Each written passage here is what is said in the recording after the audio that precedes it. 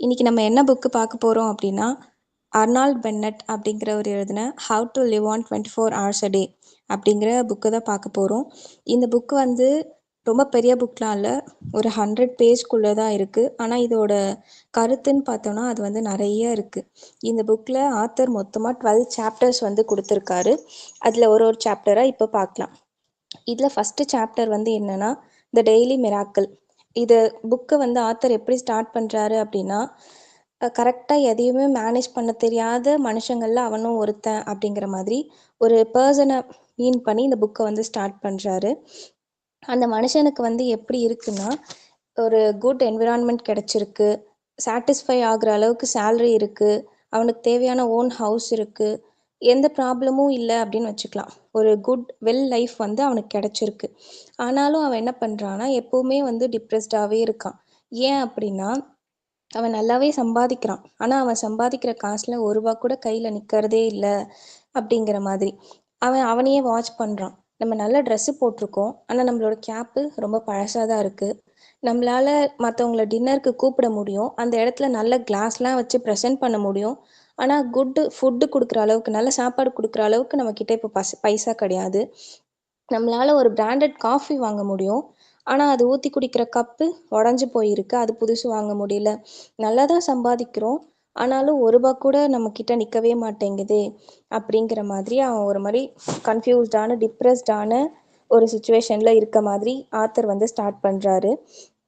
இப்படி எதுவுமே கரெக்டா பண்ணாமலே கையில இருக்க காசுலாம் காணாம போயிடுது அப்படின்னு சொல்லிட்டு அவன் ஃபீல் பண்றான். அதுக்கு ஆத்தர் வந்து என்ன சொல்றாருன்னா, அவன்கிட்ட இருக்க பைசால பாதி அளவு என்கிட்ட இருந்தா கூட நான் கரெக்டா மேனேஜ் பண்ணுவேன். ஆனா அவனுக்கு எப்படி பைசாவை மேனேஜ் பண்றது அப்படிங்கிறது தெரியல. நம்ம எப்படி இருக்கோம், கரெக்டா செலவு பண்றோமா, சேவ் பண்றோமா, இப்படி யாரும் யோசிக்கிறதே கிடையாது. எப்பவுமே நம்ம என்ன பண்றோம்னா, பக்கத்துல இருக்கவங்கள கம்பேர் பண்ணியே வாழ ஆரம்பிச்சிடுறோம். அவங்க இதை வாங்கி வச்சிருக்காங்க, நம்மளும் இதை வாங்கணும். நம்மளும் இந்த மாதிரி அவங்க பண்றதை பண்ணணும் அப்படிங்கிற மாதிரி. அடுத்தவங்களோட இன்வெஸ்ட்மெண்ட்டை பார்த்து நம்மளோட பைசாவை நம்மளும் இன்வெஸ்ட் பண்றோமே தவிர, நம்மளுக்கு இப்போ இந்த பிராண்டட் கிளாஸ் முக்கியமா, காஃபி முக்கியமா, ஃபுட்டு முக்கியமா, ட்ரெஸ் முக்கியமா, அந்த மாதிரி நமக்கு எது வேணும் அப்படிங்கிறதுல நம்ம கரெக்டா இல்லை. அந்த மாதிரி கரெக்டான ஃபோக்கஸ் இருந்தாவே போதும். நம்மளுக்கு வந்து டிப்ரெஸும் ஆக போறதில்ல, பைசாவோட டிமாண்டும் வரப்போறதில்ல. நம்ம கிட்ட எவ்வளோ பைசா இருக்கோ அதை பேஸ் பண்ணி நம்மளால சந்தோஷமா வாழ முடியும் அப்படிங்கிற மாதிரி சொல்றாரு. நம்ம என்ன பொருள் வாங்குறோம் அப்படிங்கிறதுல லைஃப் கிடையாது. நம்மளோட இருக்க பொருளை வச்சு நம்மளால ஹாப்பியா வாழ முடியுதா அப்படிங்கிறது தான் ரொம்ப இம்பார்ட்டண்ட். இதுல ஆத்தர் என்ன சொல்றாருன்னா, நம்ம வந்து டைமுக்கு ஃபர்ஸ்ட் இம்பார்ட்டன்ட் கொடுக்கணும். டைம் இருந்தா எவ்வளோ பைசா வேணாலும் ஏர்ன் பண்ண முடியும். ஆனா பைசா இருந்தா டைம் வாங்க முடியுமா? கண்டிப்பா முடியாது. டைம் இருந்தா எல்லாமே பாசிபிள். டைம் இல்லைன்னா எதுவுமே பாசிபிள் இல்லை. 24 ஹவர்ஸ் இருக்கு நம்ம கிட்ட. ஆனா டெய்லி நம்ம இந்த 24 ஹவர்ஸை கரெக்டாக வாழ்றோமா அப்படின்னு கேட்டால் கொஷின் மார்க் தான். கண்டிப்பாக கிடையாது. இந்த 24 ஹவர்ஸை நம்மள கிட்ட இருந்து யாரும் கடன் வாங்கவும் முடியாது, திருடவும் முடியாது. அதே மாதிரி எல்லாருக்குமே 24 ஹவர்ஸ்ன்றது காமன். நீ வந்து ரொம்ப ஜீனியஸாக இருக்க, அதனால இந்தா உனக்கு ஒரு 2 ஹவர்ஸ் எக்ஸ்ட்ரா. நீ வந்து ரொம்ப முட்டாளாக இருக்க, அதனால உன்னோட 20 ஹவர்ஸ் 24 ஹவர்ஸ்லேருந்து ஒரு 20 ஹவர்ஸ் தான் உனக்கு கொடுப்போம், 4 ஹவர்ஸ் நாங்கள் எடுத்துப்போம். அந்த மாதிரி ஏதாவது இருக்கா? கிடையாது. நம்ம எல்லாருக்குமே 24 ஹவர்ஸ் இருக்குது. அதை நம்ம எப்படி மேனேஜ் பண்ணுறோம் அப்படிங்கிறத பொறுத்து தான் நம்மளோட லைஃப் வந்து இருக்குது அப்படின்னு சொல்கிறாரு. நம்மளால் என்ன பண்ண முடியும்னா, நம்மளோட கடந்த காலத்தை மட்டும்தான் வேஸ்ட் பண்ண முடியும். நம்மளோட ஃப்யூச்சர், அதில் இருக்க டைம் அப்படிங்கிறது அப்படியே தான் இருக்கும். இப்போது அடுத்த செகண்ட் கூட நம்மக்கிட்ட வந்துடும். அதை நம்ம யூஸ் பண்ண போகிறோமா, வேஸ்ட் பண்ண போகிறோமா அப்படிங்கிறது நம்மக்கிட்ட தான் இருக்குது. எல்லாமே டைமை டிபெண்ட் பண்ணி தான் இருக்குது.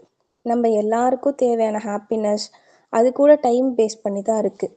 இங்கே காசு அப்படிங்கிறது ரொம்ப இம்பார்ட்டண்ட் தான். ஆனால் டைம் அதை விட ப்ரீஷியஸ்.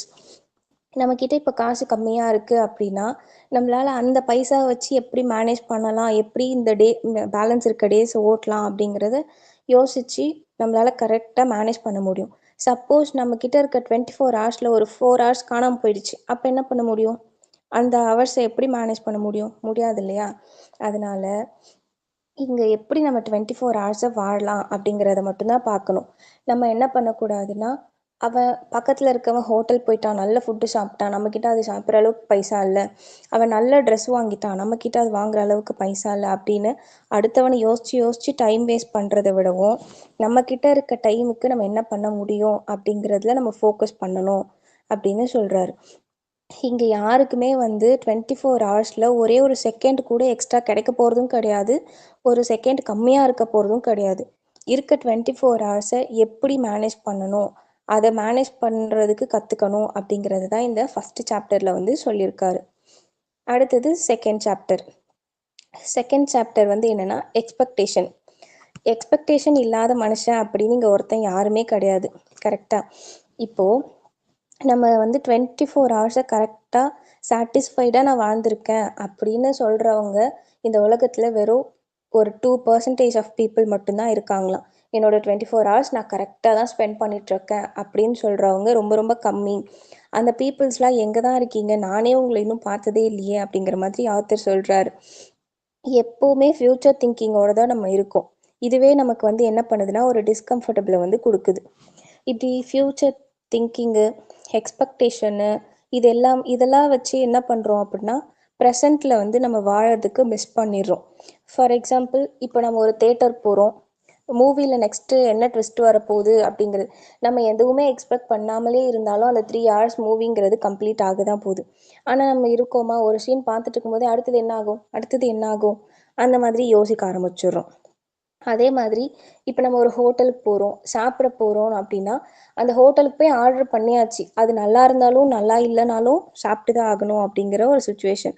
ஆனாலும் என்ன பண்ணுவோம், அந்த ஆர்டர் வர்றது வரைக்கும் இங்கே ஃபுட்டு நல்லா இருக்குமா, குவாலிட்டியாக இருக்குமா, டேஸ்ட்டாக இருக்குமா அப்படிங்கிற மாதிரி நம்ம மைண்ட் என்ன பண்ணுதுன்னா யோசிக்க ஆரம்பிச்சிடுது. இந்த மாதிரி எக்ஸ்பெக்டேஷன் வந்து ரொம்ப தப்பு அப்படின்னு சொல்கிறாரு. ஒரு டைவர்ஷனுக்காக தான், அதாவது ஹாப்பினஸ்க்காக தான் நம்ம வெளியே போகிறதே. அப்படி போகும்போது நம்ம ஃப்யூச்சர் திங்கிங்கில் இருந்தால் எப்படி ரிலாக்ஸேஷன் கிடைக்கும் அப்படின்னு கேட்குறாரு. ஆனால் ஃப்யூச்சர் திங்கிங் வந்து ரொம்ப இம்பார்ட்டண்ட் தான்.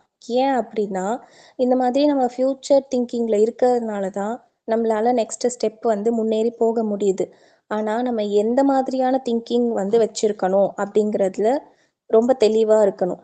அதாவது இப்போ நம்ம படிச்சுட்ருக்கோம் அப்படின்னா நெக்ஸ்ட் நம்ம என்ன ஜாப் போகணும், எவ்வளோ சேல்ரி வாங்கணும், அந்த சேல்ரி எதில் இன்வெஸ்ட் பண்ணணும், நம்மளோட ஃபேமிலி எப்படி மெயின்டைன் பண்ணணும், இந்த மாதிரியான ஃப்யூச்சர் திங்கிங் வந்து ரொம்ப இம்பார்ட்டண்ட்டு. இதை வந்து நம்ம ஸ்கிப் பண்ண முடியாது அப்படின்னு சொல்கிறாரு.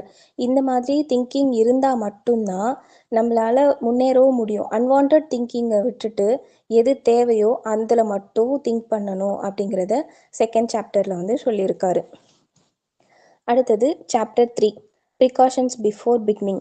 நம்ம எது பண்ணுறதுக்கு முன்னாடியும் இது கரெக்டாக தப்பா அப்படிங்கிற மாதிரி யோசித்து அதை நம்ம டைமுக்கு ஏற்ற மாதிரி பண்ணணும் அப்படிங்கிறத சாப்டர் 3ல் சொல்லியிருக்காரு. அதாவது நம்ம இப்போ எல்லாத்தையும் கரெக்டாக ஆர்கனைஸ் பண்ணி டைமை யூஸ் பண்ணிக்கணும். நம்மளுக்கு டெய்லி நிறைய டிஸ்ட்ராக்ஷன்ஸ் வந்து வருது. அந்த டிஸ்ட்ராக்ஷனில் முக்கியமான எல்லாத்தையுமே பண்ணுறதுக்கு நம்ம வந்து மறந்து போயிடுறோம். முக்கியமான டிஸ்ட்ராக்ஷனாக எது இருக்குது அப்படின்னா மொபைல். எல்லாருமே மொபைலில் ஃபுல்லாக பார்த்துட்டு இருக்கோமே தவிர முக்கியமான விஷயம் எது, படிக்கிறத மிஸ் பண்ணுறோம். வேலைக்கு போகிறனாலும் எங்கே என்ன பண்ணணும் அப்படிங்கிறத நம்ம மிஸ் பண்ணிவிட்டு ஃபுல்லாக மொபைல் அடிக்ட் ஆகிட்டே இருக்கும். இந்த மாதிரி டிஸ்ட்ராக்ஷன்னால் நம்மளோட லைஃப்பில் நெக்ஸ்ட் ஸ்டெப்பு போகிறதுக்கு டிலே ஆகுது அப்படின்னு சொல்கிறாரு. இந்த மாதிரி ஒரு நிமிஷத்தில் ஒரு நிமிஷத்துலையும் வாழணும். ஒரு நிமிஷம் டிஸ்ட்ராக்ட் ஆனாலும் நம்மளோட அடுத்த செகண்டும் அது சேர்த்து வேஸ்ட் ஆகுது அப்படிங்கிற மாதிரி சொல்கிறாரு. நமக்கான டைம் இப்போது 24 ஹவர்ஸ் இருக்குது. அதனால தான் நம்ம வந்து என்ன பண்ணுறோன்னா இன்னும் டைம் இருக்குது பார்த்துக்கலாம் அப்படிங்கிற மாதிரி எல்லாத்தையும் போஸ்ட்பான் பண்ணி எதையுமே கரெக்டாக பண்ணுறதே கிடையாது.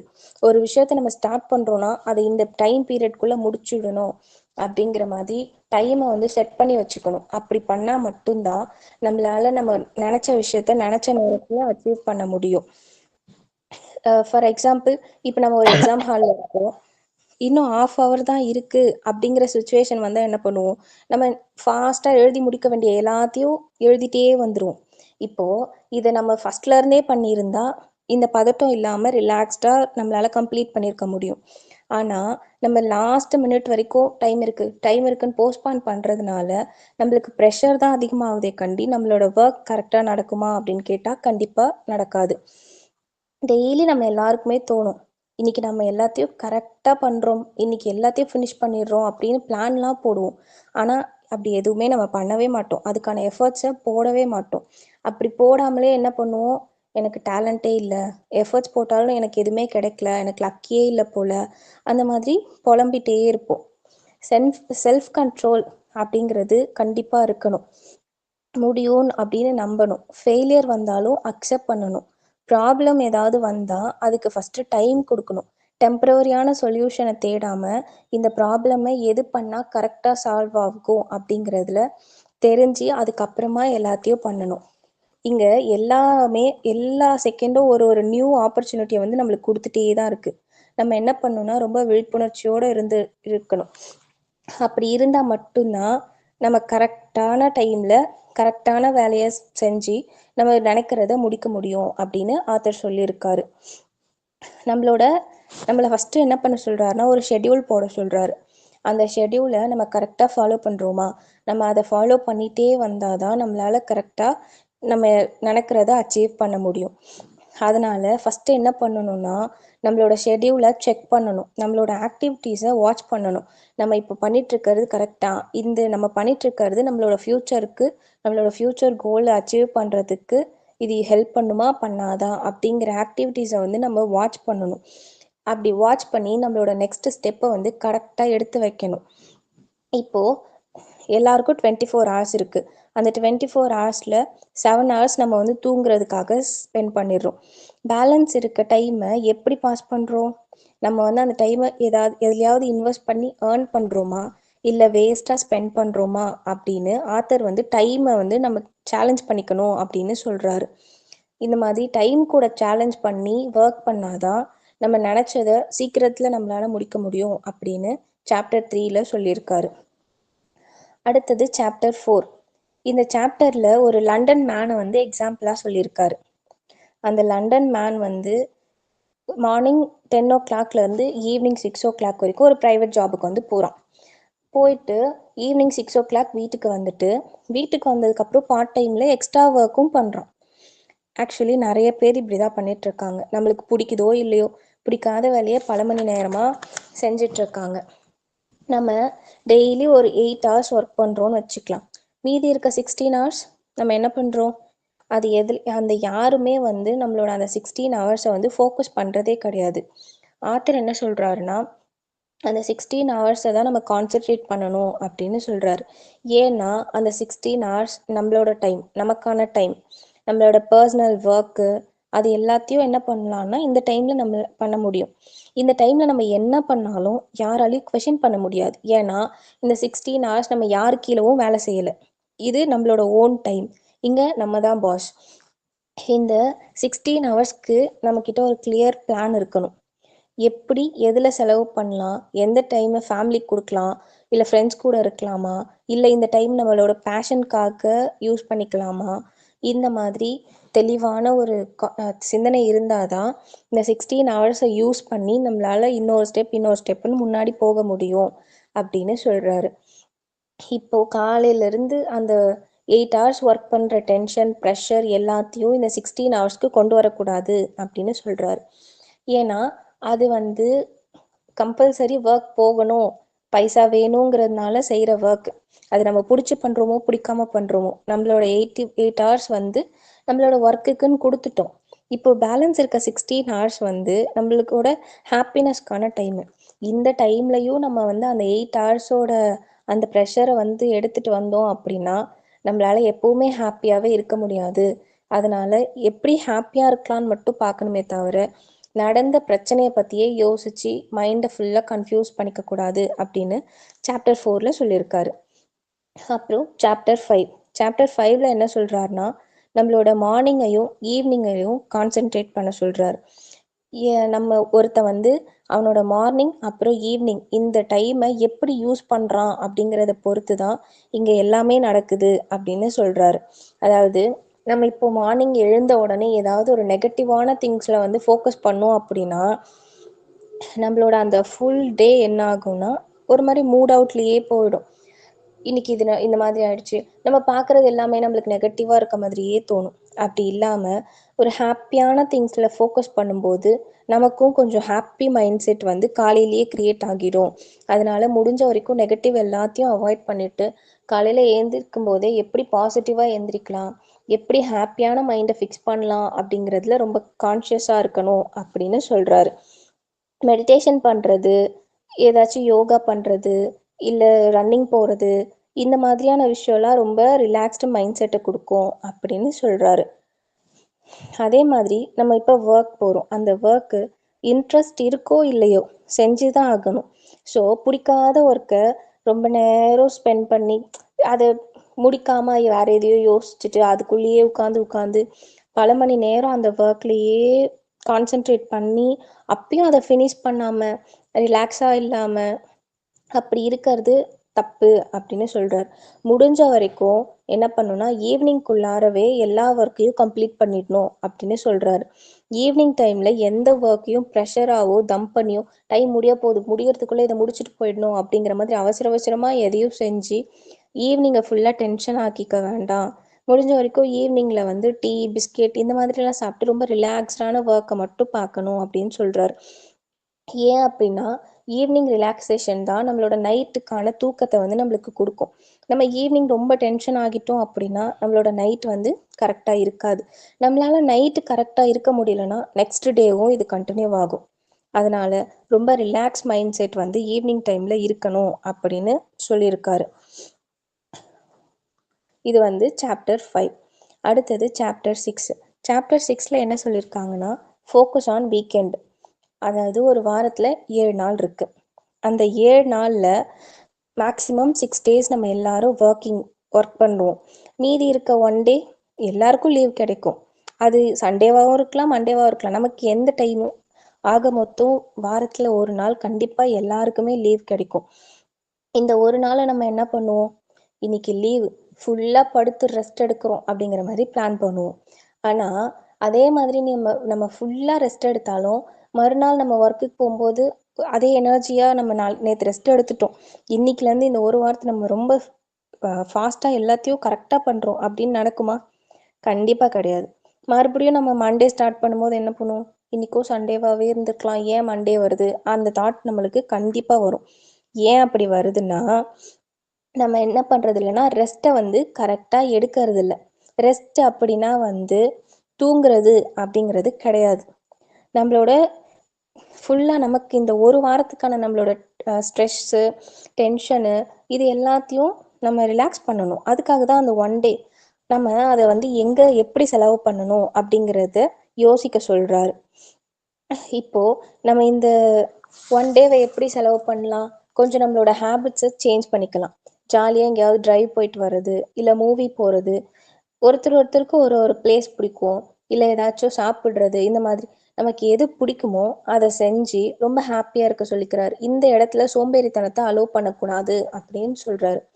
நம்ம சமைக்கிறதுக்கோ இல்லை வெளியே போகிறதுக்கோ இல்லை ஏதாவது பண்ணுறதுக்கு இன்னைக்கு ஒரு நாள் தான் ரெஸ்ட்டு, இதுலேயும் நம்ம இதை பண்ணணுமா அப்படின்னு யோசிக்கிறதுனால தான் நம்ம இன்னமும் சோம்பேறித்தனமாவோ இல்லை இருக்க ஸ்ட்ரெஸ்ஸை எப்படி ரெடியூஸ் பண்ணுறதுன்னு தெரியாமலோ இருந்துகிட்ருக்கோம்.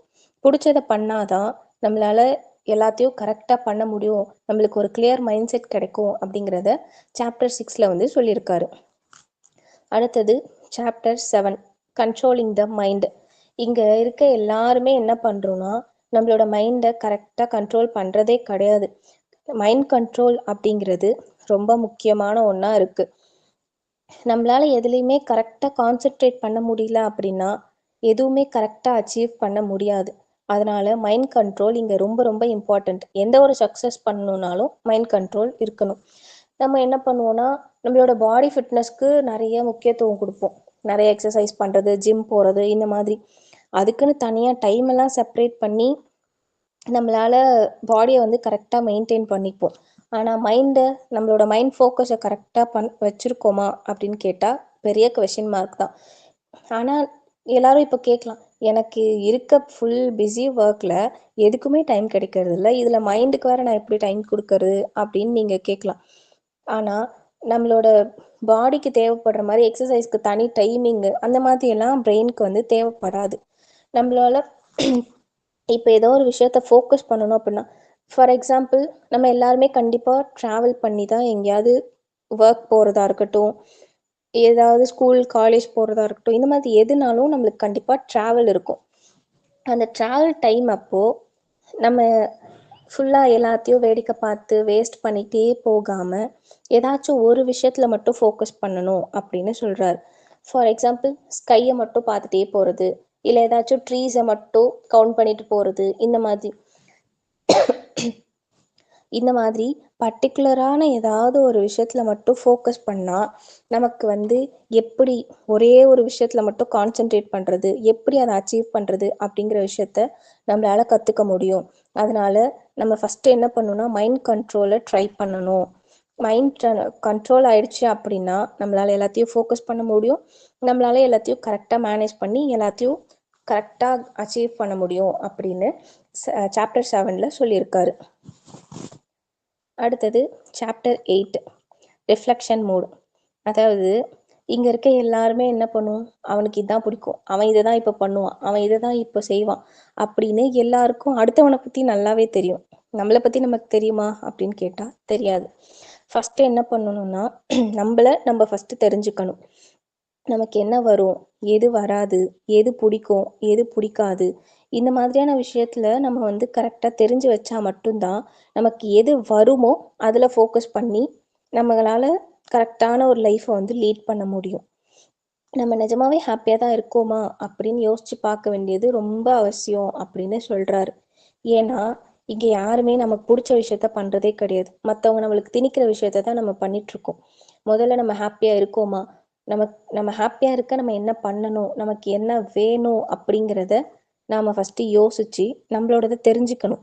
நம்மளை பற்றி நமக்கு முதல்ல ஃபிங்கர் டிப்பில் இருக்கணும். அப்படி இருந்தால் மட்டும்தான் நம்மளால் நம்மளோட ஆக்டிவிட்டீஸ், நம்மளோட கோட்பாடு அப்படின்னு ஒன்றத்தை க்ரியேட் பண்ண முடியும். நமக்கான ஒரு கோட்பாடு, பழக்க வழக்கம் இதை பேஸ் பண்ணி தான் நம்மளோட ஆக்டிவிட்டீஸ் இருக்கும். இந்த ஆக்டிவிட்டீஸை பேஸ் பண்ணி தான் மற்றவன் நம்மளை எப்படி ரெஸ்பெக்ட் பண்ணுவான் அப்படிங்கிற அந்த விஷயம் அடங்கியிருக்கு. அதனால் முதல்ல உங்களை பற்றி நீங்கள் தெரிஞ்சுக்கோங்க அப்படின்னு சாப்டர் 8 ஆத்தர் சொல்லியிருக்காரு. அடுத்தது சாப்டர் 9 ஓன் டைமிங். இங்கே இந்த ஓன் டைமிங் எதை பேஸ் பண்ணி இருக்குன்னா நம்மளோட தனிமையை பேஸ் பண்ணி இருக்கு. யாரையாவது ஒரு 5 நிமிஷம் தனியாக விட்டு பாருங்க, அதுக்குள்ளே நம்ம எல்லாரும் என்ன பண்ண ஆரம்பிச்சிருவோம், புலம்ப ஆரம்பிச்சிருவோம். எனக்குன்னு யாருமே இல்லை, நான் ரொம்ப தனியாயிட்டேன், என்னை கேர் பண்ணுறதுக்கு, என்னை பார்த்துக்கிறதுக்கு யாருமே இல்லை. இந்த மாதிரியான ஒரு மைண்ட் செட் தான் நமக்கு வருமே கண்டி. நம்ம வந்து என்ன பண்ணணும் அப்படின்னா தனிமையை வந்து எப்படி ஸ்பெண்ட் பண்ணுறது அப்படிங்கிறத முதல்ல கற்றுக்கணும். நம்மளோட தனிமையில் மட்டும்தான் நமக்கு என்ன வரும், நமக்கு என்ன பிடிக்கும், நமக்கு என்ன செஞ்சிட்ருக்கோம், இந்த மாதிரியான நம்மளை பற்றின கொஷினை வந்து நமக்குள்ளேயே கேட்டுக்கணும் அப்படின்னு சொல்கிறாரு. தனியாக என்ஜாய் பண்ண கற்றுக்கணும். எப்படின்னா இப்போ ரீடிங் பிடிக்குமா, ரீட் பண்ணலாம். பாடுறதுக்கு பிடிக்குமா, பாடலாம். ட்ராயிங் பண்ணலாம். இந்த மாதிரி உனக்கு எது பிடிக்கும், எது வரும், அதில் உன்னோட டைமை இன்வெஸ்ட் பண்ணு. தேவையில்லாமல் விஷயங்களை யோசித்து உட்காந்துட்டு ஃபீல் பண்ணிவிட்டு இவன் இதை சொல்லிட்டான், அவன் அதை சொல்லிட்டான் அப்படிங்கிறத விட யார் என்ன சொன்னான்னு என் டைமிங் இது, இந்த டைமில் நான் யோசித்து என்னால் என் டைமை வேஸ்ட் பண்ண முடியாது. எனக்கு இருக்கிறதே 24 hours தான். இந்த ஹவர்ஸ்க்குள்ளார எனக்குன்னு நான் ஒதுக்கி வச்சுருக்க இந்த கொஞ்சம் டைமில் நான் எதுக்கு மற்றவங்கள பற்றி யோசிக்கணும், இது என்னோட டைமிங் அப்படின்னு டிசைட் பண்ணி நம்மளோட விஷயங்களை நம்ம கரெக்டாக பண்ணணும் அப்படிங்கிறத சாப்டர் 9 வந்து சொல்லியிருக்காரு. அடுத்தது சாப்டர் 10 ஈக்குவல் மென்டாலிட்டி. இங்கே எதுவுமே ஒன்றை விட ஒன்று பெருசோ சின்னதோ கிடையாது. எல்லாமே அவங்களோட டேலண்ட்டை பேஸ் பண்ணி தான் இருக்குது. யாராவது நம்மக்கிட்ட சொல்ல முடியுமா, ஆர்ட்ஸ் தான் பெருசு, இல்லைப்பா சயின்ஸ் தான் பெருசு, இந்த மாதிரி சொல்ல முடியுமா? கிடையாது. இங்கே ஆர்ட்ஸில் அச்சீவ் பண்ணவங்களும் இருக்காங்க, சயின்ஸில் அச்சீவ் பண்ணவங்களும் இருக்காங்க. இது எல்லாமே எதை பேஸ் பண்ணதுன்னா நம்மளோட மைண்ட் செட்டையும் நம்மளோட நாலேஜையும் பேஸ் பண்ணுது. நமக்கு நடக்கிற எல்லாமே ஏதோ ஒரு ரீசனுக்காக மட்டும்தான் நடக்குது. நம்ம என்ன கொடுக்குறோமோ அதுதான் இங்கே திரும்பி வருது. இதை முதல்ல நம்ம என்ன பண்ணணும்னா அக்செப்ட் பண்ணிக்கணும். இந்த லைஃப்பில் அப்பும் இருக்கும், டவுனும் இருக்கும். நமக்கு அப் வந்துச்சு, நம்ம முன்னேறிட்டோம், நம்ம சக்ஸஸ் பண்ணிட்டோங்கிறதுனால ஹாப்பி ஆகுறதும், நம்மளால முடியல, நம்ம ஃபெயில் ஆகிட்டோம், நம்மளோட ஃபெயிலியர் எப்போவுமே நம்ம தோத்துட்டே இருக்கோம் அப்படிங்கிற மாதிரி ஃபீல் பண்ணுறது, ரெண்டுமே இங்கே வேஸ்ட்டு தான். இதில் என்ன சொல்லியிருக்காருன்னா, இப்போது நம்ம வந்து என்ன பண்ணுறோம், காலையில் வேலைக்கு கிளம்ப போகிறோம். அப்படி கிளம்பும்போது என்ன பண்ணுறோம், ஒரு ஆஃப் ஹவர் லேட் ஆயிடுச்சு அப்படின்னு வச்சுக்கோங்களேன். இப்போ என்ன ஆகும், நம்ம ரீச் ஆகிறதுக்கு ஒரு ஆஃப் ஹவர் லேட் ஆகும்.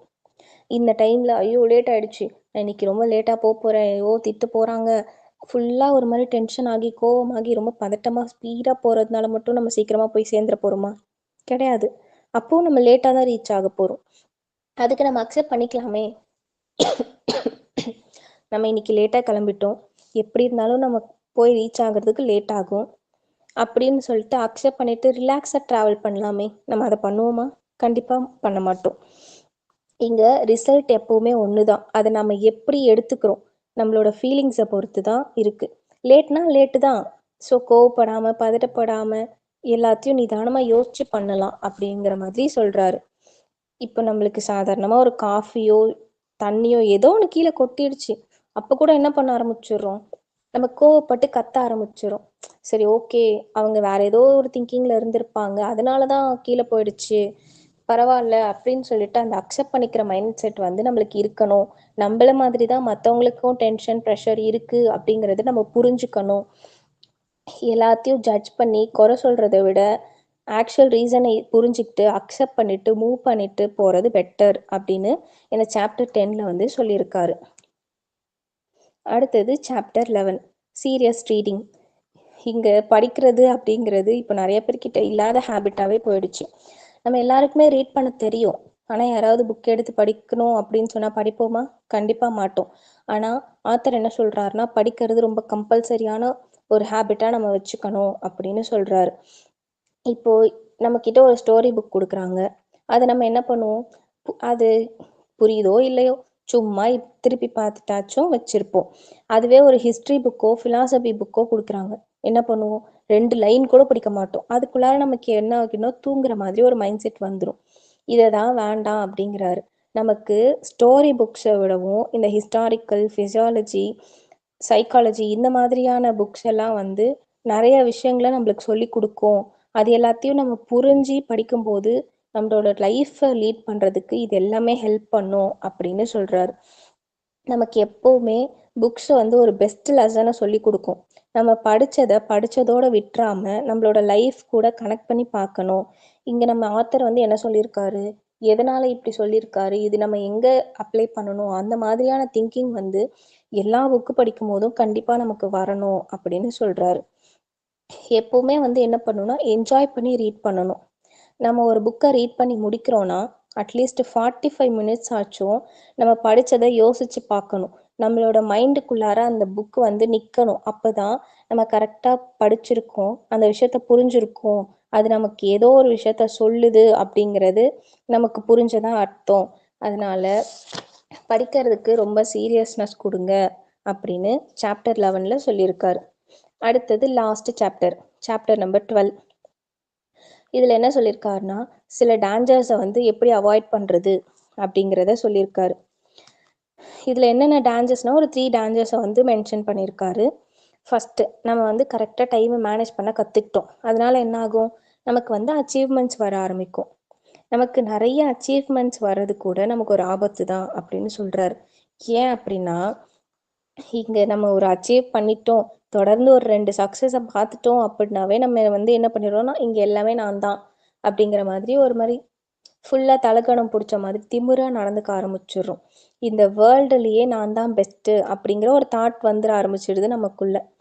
ஆனால் இந்த தாட் வந்து ரொம்ப டேஞ்சர் அப்படின்னு சொல்கிறாரு. ஒரு விஷயத்த நம்ம புரிஞ்சுக்கணும் அப்படின்னு சொல்கிறாரு. என்னன்னா, நம்ம இங்கே என்ன பண்ணியிருக்கோன்னா டைமை மேனேஜ் பண்ண கற்றுக்கணும்.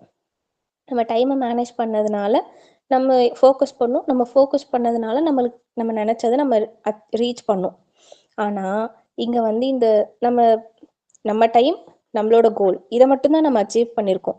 இந்த உலகத்தில் இருக்க மொத்த பீப்புள்ஸையும் நம்ம தான் கண்ட்ரோல் பண்ணுறோம் அப்படிங்கிற தாட் வந்து நம்மளுக்கு வரக்கூடாது அப்படின்னு சொல்கிறாரு. அடுத்தது செகண்ட் டேஞ்சர் எதை சொல்கிறாருன்னா, ஒரு ஷெட்யூலில் வாழறது.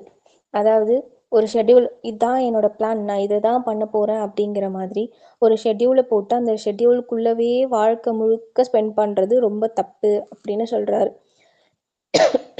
பிளான் பண்ணுறது கரெக்டு, ஆனால் அதை மட்டும்தான் பண்ணணும் அப்படின்னு இருக்கிறது அப்படி இருக்கக்கூடாது. ஏன் அப்படின்னா, நம்ம ஒன்றும் பிளான் பண்ணி அப்படியே அதே மாதிரி அதே ரூட்டில் ஒரே ஒரு ஸ்டெப்பு கூட மூவ் ஆகாம ஃபுல்லா நம்மளோட பிளான் வைஸ் அந்த ஷெட்யூல் படியே போயிட்டு வாழறதுக்கு நம்ம ஒன்றும் ரோபோட் கிடையாது.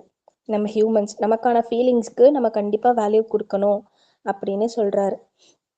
இங்க நம்ம நிறைய பிளான் பண்ணியிருப்போம், ஆனா அது எதுவுமே நடந்திருக்காது. லைஃப் நம்ம நினைச்சதை விட வேற ஒண்ணு எதையாவது கண்டிப்பா கொடுத்துருக்கோம். அதனால நமக்கு என்ன கிடைச்சிருக்கோ அதை வச்சு நம்ம வந்து ஒரு அழகான லைஃபா கிரியேட் பண்ண கத்துக்கணும். முயற்சி ரொம்ப இம்பார்ட்டன்ட் தான். அதே மாதிரி நம்ம எஃபர்ட்ஸ் கொடுக்குற ரிசல்ட்டும் நம்ம அக்செப்ட் பண்ணிக்கணும். நம்ம எவ்வளோ எஃபர்ட்ஸ் கொடுத்துருக்கோமோ அதை பேஸ் பண்ணி நம்மளோட ரிசல்ட் கிடைக்கும்.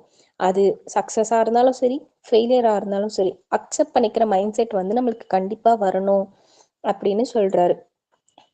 அதே மாதிரி நம்ம இப்போ ஷெட்யூல் போட்டு கரெக்டாக வாழ்ந்துட்டு இருக்கோம் அப்படிங்கிறதுனால மற்றவங்களையும் நீயும் இந்த மாதிரி ஷெட்யூல் போடும், இந்த மாதிரி தான் வாழணும் அப்படின்னு யாரையும் கம்பல் பண்ணுறதோ ஃபோர்ஸ் பண்ணுறதோ கூடாது. இது உன்னோட டைமிங், நீ இந்த மாதிரி வாழணும் அப்படின்னு நீ பிளான் பண்ணுறது கரெக்ட். அது உன்னோட ஸ்டாப் ஆகிடணும். அடுத்தவனுக்கு அது கொண்டு போனீன்னா, நீ போயிட்டு அவனை ரூல் பண்ணினா அது ரொம்ப ரொம்ப தப்பு. யாருக்கும் இங்கே ஆர்டர் போட்டு வாழக்கூடாது. அவன் லைஃப்பை அவன் பிளான் பண்ணி அவனுக்கு பிடிச்ச மாதிரி தான் வாழணும். அவனோட 24 hours அது. அந்த 24 hours அவன் இன்வெஸ்ட்னா பண்ணுவான், வேஸ்ட்னா பண்ணுவான். அதை கேட்கறதுக்கான ரைட்ஸ் இங்கே நமக்கு யாருக்குமே கிடையாது அப்படின்னு சொல்லியிருக்காரு. அடுத்தது தேர்ட் ஒன் என்ன சொல்லியிருக்காரு அப்படின்னா, ரஷ் பண்ணுறது. அதாவது நெக்ஸ்ட் என்ன பண்ண போகிறோம், நெக்ஸ்ட் என்ன பண்ண போகிறோம், இந்த மாதிரி நெக்ஸ்ட்டுன்னு அப்படியே ஓடிட்டே இருந்தால் லைஃப் ரொம்ப போர் அடிச்சிடும். நம்மளோட லைஃபு ஒரு மாதிரி ஜெயில் மாதிரி ஃப்ரீடமே இல்லாமல் போயிடும். கொஞ்சம் டைம் எடுத்துக்கலாம், ஃப்ரீயாகவே பண்ணலாம், ஒன்றும் தப்பு இல்லை. ஒரே நாள் நம்ம முயற்சி எடுக்கிறோம், அடுத்த நாளே சக்ஸஸ் பண்ணுறோம் அப்படிங்கிறது கிடையாது. எடுத்துக்கலாம், கொஞ்சம் டைம் எடுத்து ரிலாக்ஸாக பொறுமையாக கூட அச்சீவ் பண்ணலாம். இங்கே நாளைக்கு ஒரு நாள் தான் இருக்குது அப்படிங்கிறது கிடையாது. உனக்கான விதி எவ்வளோ நாள் எழுதப்பட்டிருக்கோ அந்த டைமிங் ஃபுல்லாகவுமே ஒரு செகண்ட் கூட உங்ககிட்ட இருந்து யாரும் எடுக்க போகிறது கிடையாது. அது முடிகிற வரைக்கும் நீ வாழ தான் போகிற. அதனால ஃபுல்லாத்தையும் ரஷ் பண்ணி ரொம்ப ஃபாஸ்ட்டாக நெக்ஸ்ட்டுன்னு போயிட்டு அப்புறம் வாழ்க்கையை திரும்பி பார்த்தா அங்கே ஒன்றுமே இருக்காது. அதனால என்ஜாய் பண்ணி பொறுமையாக கூட நம்ம சக்ஸஸ் பண்ணலாம் அப்படின்னு சொல்கிறாரு. அதாவது சோம்பேறித்தனமும் தப்பு தான், ஓவர் சுறுசுறுப்பும் தப்பு தான். அதனால நிதானமும் இருக்கணும், அதுக்குன்னு எதுவுமே பண்ணாமலும் இருக்கக்கூடாது அப்படின்னு சொல்கிறார். நம்ம ஒரு விஷயத்தில் ஸ்டெடியாக இருந்தால் போதும். நமக்கு எது வேணும் எது வேணாம் அப்படிங்கிறதுல நம்ம ஸ்டெடியாக இருக்கணும். இந்த மாதிரி கரெக்ட் இருந்தாவே போதும். நமக்கு வந்து எது நடக்கணுமோ அந்த மாதிரி அந்த வழியில் வந்து நம்மளோட வாழ்க்கையே நம்மளை வந்து கரெக்டாக கூட்டிகிட்டு போகும் அப்படின்னு சாப்டர் 12 சொல்லியிருக்காரு. ஃபைனலி இந்த 12 சாப்டரில் ஆத்தர் என்ன சொல்ல வராரு அப்படின்னா, இந்த செகண்டை விட ஒரு முக்கியமான விஷயம் எதுவுமே கிடையாது. நம்ம வேஸ்ட் பண்ணுற ஒரு செகண்டுமே நம்மளோட லைஃப் ஸ்பேன்லேருந்து தான் போயிட்டுருக்கு. நம்ம இன்னும் எவ்வளோ நாள் இருப்போம் அப்படிங்கிறது தெரியாது. எவ்வளோ டைமை வேஸ்ட் பண்ணியிருக்கோம் அப்படிங்கிறதும் நமக்கு தெரியாது. ஸோ இருக்க வரைக்கும் பார்த்துக்கலான்னு போஸ்ட்பான் பண்ணிகிட்டே இருக்காம என்ன பண்ணணும் அப்படிங்கிற விஷயத்த இதுக்கப்புறமாவது யோசிங்க அப்படின்னு சொல்ல வர்றாரு. நான் ரெடி ஆகிக்கிறேன், குவாலிஃபை ஆகிக்கிறேன், பெட்டர் ஆகிக்கிறேன், இந்த மாதிரியெல்லாம் சொல்லிகிட்டே இருக்கிறத முதல்ல ஸ்டாப் பண்ணுங்க அப்படின்னு சொல்கிறார். முதல்ல ஸ்டார்ட் பண்ணணும். பண்ணிக்கலாம், அப்புறம் பார்த்துக்கலாம், நாளைக்கு பார்த்துக்கலாம், நாளான்னைக்கு பார்த்துக்கலாம், இல்லை ஒரு வாரம் கழித்து படிச்சுக்கலாம், இல்லை ஒரு மாதம் கழித்து ஸ்டார்ட் பண்ணிக்கலாம், இன்னும் அவ்வளோ டைம் இருக்கே அப்படின்னு சொல்லிட்டு எதையுமே ஏதோ ஒரு ரீசனை சொல்லி போஸ்ட்பான் பண்ணி போகிறத ஸ்டாப் பண்ணுங்க. முதல்ல என்ன வேணும், என்ன பண்ண போகிறோமோ அதை ஸ்டார்ட் பண்ணுங்க. அதுதான் இங்கே ரொம்ப முக்கியம். வெயிட் பண்ணிகிட்டே இருந்தால் எதுவுமே கிடைக்காது அப்படின்னு சொல்கிறாரு. செய்ய வேண்டியதை இப்போவே ஸ்டார்ட் பண்ணுங்க. மனுஷன் ஸ்டார்ட் பண்ணுறது தான் இங்கே பெரிய மேஜிக்கே இருக்குது. நீ ஸ்டார்ட் மட்டும் பண்ணால் போதும், அங்கே நடக்க வேண்டியது எல்லாமே கரெக்டாக நடக்கும் அப்படின்னு சொல்கிறாரு. நம்மளோட மைண்டு தான் எல்லாமே. முடியும்னு நம்பி ஸ்டார்ட் பண்ணுங்க, கண்டிப்பாக முடியும். எதுவுமே முடியும்னு நினச்சிட்டு நம்மளோட ஃபஸ்ட்டு ஸ்டெப்பை எடுத்து வைக்க முடியும் அப்படின்னா அது எல்லாமே நம்ம நினச்ச மாதிரி தான் நடக்கும் அப்படின்னு சொல்கிறார். இங்கே எதையுமே ரொம்ப ரஷ் பண்ணிக்கவும் வேண்டாம், ப்ரெஷர் எடுத்துக்கவும் வேண்டாம், ஆனால் இனிஷியேட் பண்ணுங்க, எல்லாமே தானாக நடக்கும் அப்படின்னு சொல்ல வர்றார். நம்மளோட 24 hours நம்மளோட ஃபஸ்ட்டு 1 hour இதுதான் பண்ண போகிறோன்னு பிளான் பண்ணி ஸ்டார்ட் பண்ணாவே போதும். நெக்ஸ்ட் வர ஒரு செகண்டும் நம்ம அதை பேஸ் பண்ணி தான் நம்மளோட பிளான் வந்து கண்டிப்பாக இருக்கும். நம்மளா அதை பண்ணலைனாலும் நம்மளோட பிரெயினோ நம்மளோட லைஃபோ நம்மளோட சுச்சுவேஷன்ஸோ அதை நம்மக்கிட்ட கொண்டு வந்து சேர்க்கும். நம்ம எங்கே போய் சேரணுமோ அதை கண்டிப்பாக அச்சீவ் பண்ணுவோம் அப்படிங்கிறது தான் இந்த புக்கில் இந்த 12th சாப்டரில் வந்து சொல்லியிருக்காங்க. இதுதான் இந்த how to live on a 24 hours in a day அப்படிங்கிற புக். புரிஞ்சிருக்கோன்னு நினைக்கிறேன். இப்போ நியூ இயர் வருது, எல்லாருமே நம்மளோட 24 ஹவர்ஸை எப்படி ஸ்பெண்ட் பண்ணலாம் அப்படிங்கிறதுல தெளிவாகவும், இந்த இயர்லையாச்சும் நம்ம நினச்சதை அச்சீவ் பண்ணலாம் அப்படிங்கிற மாதிரி இந்த அர்னால் பென்னட்டோட வழிப்படி நம்மளும் போவோம். தேங்க்யூ.